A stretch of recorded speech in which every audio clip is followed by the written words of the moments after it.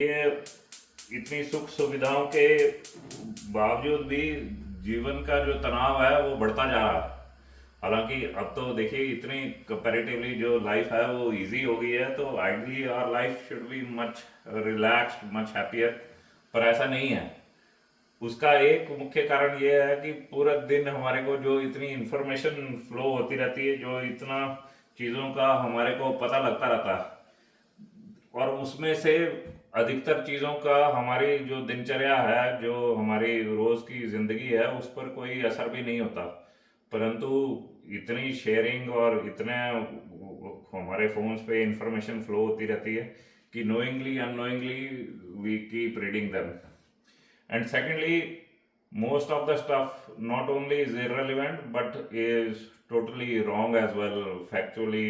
वो इतना कोई जो है वो एक्यूरेट भी नहीं होता, परंतु इतनी कन्फ्लिक्टिंग इंफॉर्मेशन आती है कि हम कंफ्यूज हो जाते हैं। तो स्ट्रेस तो होना ही है कि भी हर चीज़ का इतनी थ्योरीज हैं आजकल। तो जैसे पहले बोलते थे कि little information is a dangerous thing, कि नीम हकीम खतराए जान। अब too much information is a dangerous thing.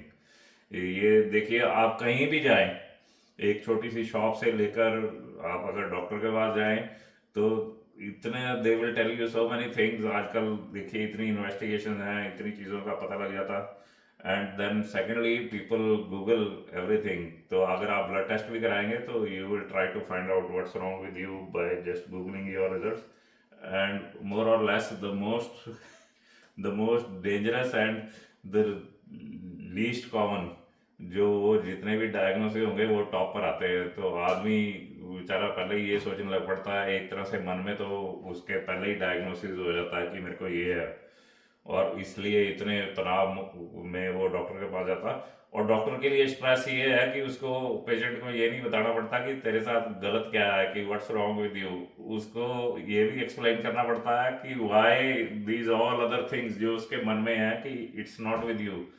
कि जो उसको लग रहा है कि मेरे को ये है, मेरे को वो है, you have to explain that as well. So इस कारण दोनों जो पेशेंट की और डॉक्टर की स्ट्रेस बढ़ गई। ऐसे ही आप देखिए किसी भी व्यवसाय में, आप बिल्डर के पास जाओ, आप कोई आर्किटेक्ट से बात करो, they will give you so many options. इतनी तरह की वो टर्मिनोलॉजी यूज करेंगे that you will be more stress. फिर आके आप खुद अपनी तरफ से रिसर्च करते हो सब चीज़ों का पता करने के लिए।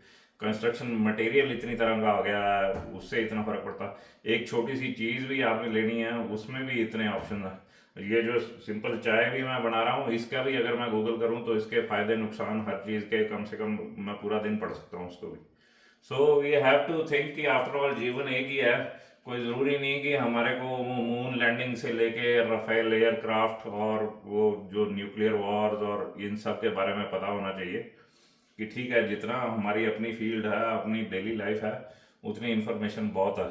आफ्टर ऑल ब्रेन तो हमारा वही है जो भगवान ने दिया है। कोई टाइम के साथ इसके कोई नए अपडेट्स नहीं आ रही कि ये इतना एडवांस होता जा रहा है कि इतनी इंफॉर्मेशन रिटेन कर सकता। सो इररेलेवेंट चीज़ों को और अननेसेसरी चीज़ों को जितना अवॉइड कर सके उतना ही ज़िंदगी सरल है। कोई ज़्यादा तामझाम नहीं है। अभी तो देखिए, अगर मैं चाहूँ तो वैसे मैं सोच भी रहा पढ़ूंगा, तो I can tell you the advantages and disadvantages of cooking and making tea in various type of material. कि लोहे के उसमें बना के क्या है ये वो। तो अल्टीमेटली मैंने पहले एक बार पढ़ा था, तो पैन्स जितने पढ़ लो कि अल्मीनियम से क्या फ़ायदा, स्टील से ये वो, तो अल्टीमेटली वो यही बोलते हैं कि मिट्टी में बनाओ, कि मिट्टी के बर्तनों में। So how practically it is possible. But I am just giving you an example कि too much knowledge is also a dangerous thing. Anyway, have a nice day.